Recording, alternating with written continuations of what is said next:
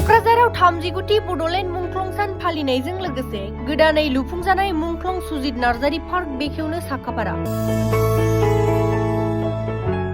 खोला क'क्राझार दख'रा दुलाराय बर' फरायसा आफाद लोगोसे 39थि बड'लेण्ड मुंख्लं सान फालिथाय आफादनि जुथाइ बानजायनायाव फैगौ 12 जुन खालारखालि बड'लेण्ड सोमावसारनायनि गिबि मुंख्लं सुजित नार्जारीनि 39थि मुंख्लं सानखौ क'क्राझार मख्रापारायाव गोदानै लुफुंजानाय मुंख्लं सुजित नार्जारी पार्कआव खुंफुंनो थि खालामनायजों लोगोसे गोदानै लुफुंजानाय बे पार्कखौ बेखेवनो थाखाय साखाफारा जाबाय। मख'नो गोनांदि फैगौ 12 जुन खालारखालि हाबाफारि बायदियै फुंबिलि समाव गोदानै लुफुंजानाय मुंख्लं सुजित नार्जारी पार्कनि गाहाय हाबग्रा दरखंखौ बेखेवजेनना होगोन बिटिसिनि एमसिएलए दनेस्वर गयारिया।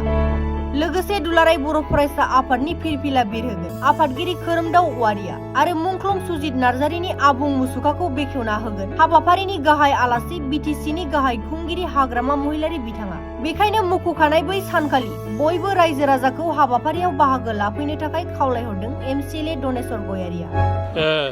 फैगौ 12 तारिख जुनाव जिहेतु जोंहा बड'लेण्डनि गिबि मुंख्लं मानगोनां सुजित नार्जारीनि जोङो बेवहाय बाथिपारा मख्रापारायाव मोनसे अरायथा गोसोखाङारि पार्क बानायनाय जादों आरो बे पार्कआव जोङो मानगोनां सुजित नार्जारीनि प्रथम सहैनो थाखाय जों मुर्ति बानायदों। बेनि थाखाय जोङो 12 तारिखआव बेखौ अपेनिं खालामगोन। बेनि थाखायनो बे अपेनिंआव आं बयखौबो रायजो राजा आरो जोंनि एक्स लिडार एक्स प्रेसिडेन्ट एबसुनि एक्स वार्कार सेक्रेटारि गासिखौबो माबा खावलायबाय जाहाथे बयबो फैनानै पार्टिसिपेट खालामो। ओइदिनखालि समाया जाहैबाय 7:30 जोङो गेटखौ अपेनिं खालामगोन।